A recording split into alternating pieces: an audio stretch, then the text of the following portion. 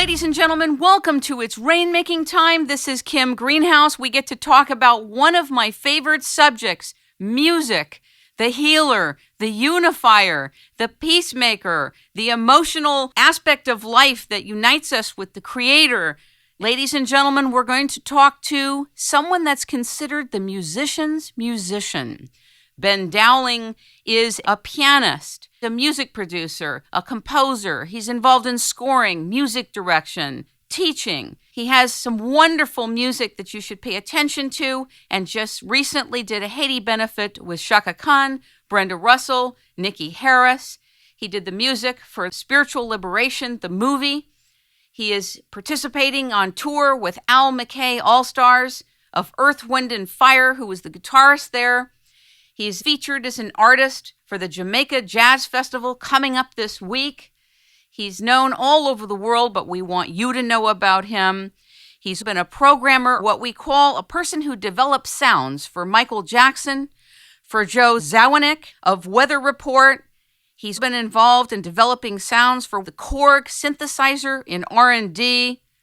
He also participates and is aligned with Georg Faust, a cellist at the Berlin Philharmonic.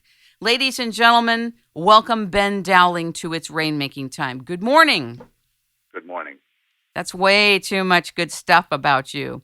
Way too much stuff about you, and I have a feeling this is only the beginning. I'm very excited about what you're doing, your attitude about creativity, your mindset about music, and I also noticed that you do something very unusual on your site, which is that you give some of your music away free. Some artists would go crazy thinking about this, but you seem to be very at peace with it. Explain it to us. Why are you doing that?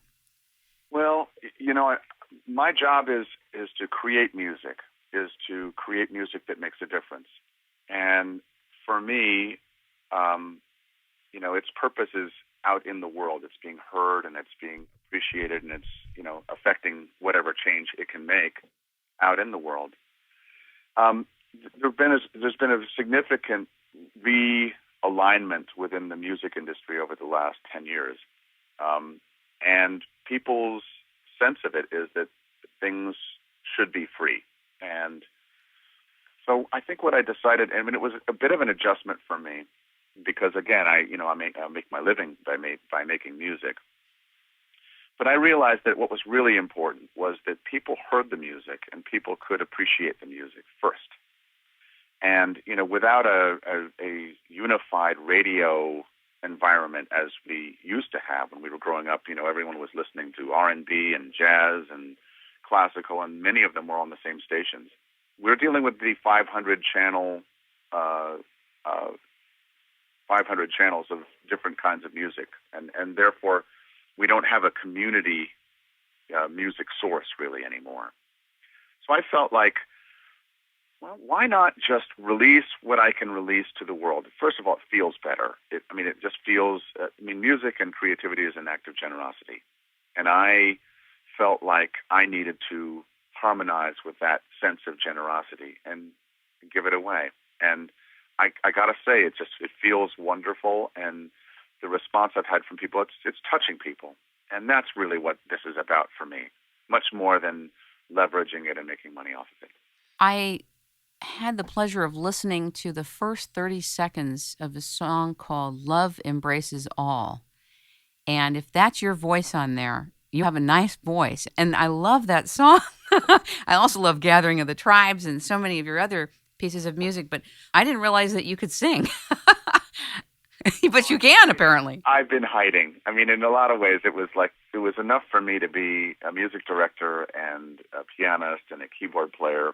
We're expected usually as keyboard players to be writing the arrangements for the horn players or assisting the background vocalist to get the right harmonies. And so it's kind of a big job. And I sort of, since my main thrust has been playing the piano, I kind of avoided, I was hiding. I think that's the only fair word of saying is I was hiding. Well, I want to invite you out because I really think Love Embraces All brings you out. You know how it is in art that the art finds you? You don't just find the art, but the music finds you? It absolutely does. And I really heard that in Love Embraces All. I want you to explain to those of us that are not music literate, what is the distinction between composing and scoring? Because I notice you do them both, and some of us don't know the difference between those two. Well, I don't think there really is a huge difference between the two. Typically when you hear the word scoring, it means composing for a visual media like film or television or something along those lines. And it is a different skill. There's no question. You have to look at the synchronization with the picture, and sometimes that can be quite tricky. But I think that they're essentially the same thing. You're composing, you're creating music one way or the other. I've had to use the term scoring in some unusual circumstances. For example, with the movie Spiritual Liberation, it was suggested that I utilize the themes that Ricky Byers-Beckwith had generated, and she's a fabulous, fabulous musician. And so I utilized many of those themes, but I did all the orchestration and arrangement. So that could be considered a scoring on other people's themes.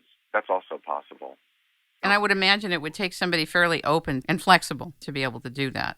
Well, it's easier for me to generate my own musical ideas. There's no two ways about that. I mean, I'm very adaptive that way. I can just sit in the moment, and it just sort of comes for me very easily.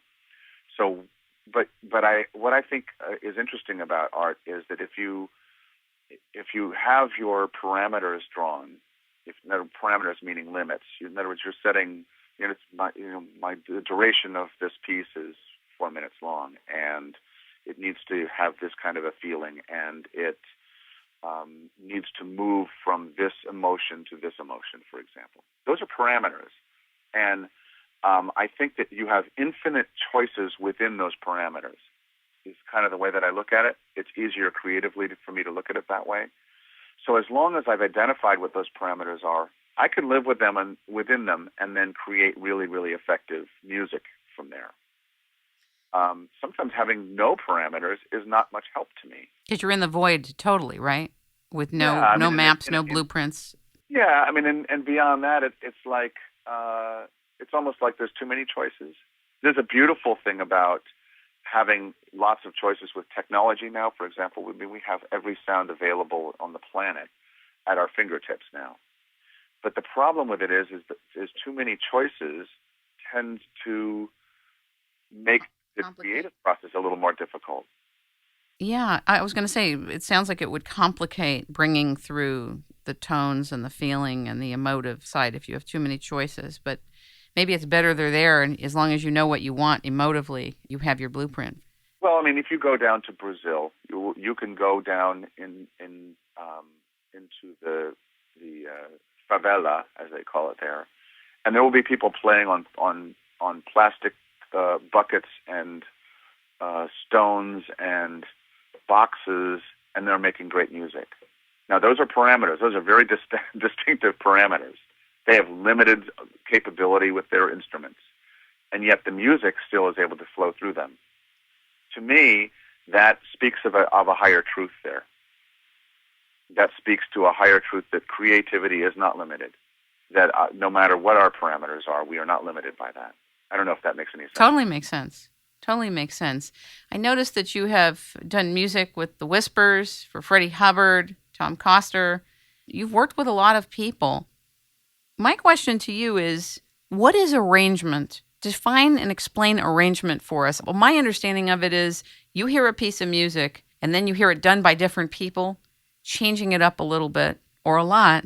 It's the same basic tune, but it's done a bit differently. Is that what it is, or how do you describe arrangement? I think that that's an accurate way. And I just want to clarify that for many of those wonderful players and musicians that you mentioned, I was actually a programmer more for than I was a musician. Okay. But, that means you develop sounds for them, correct?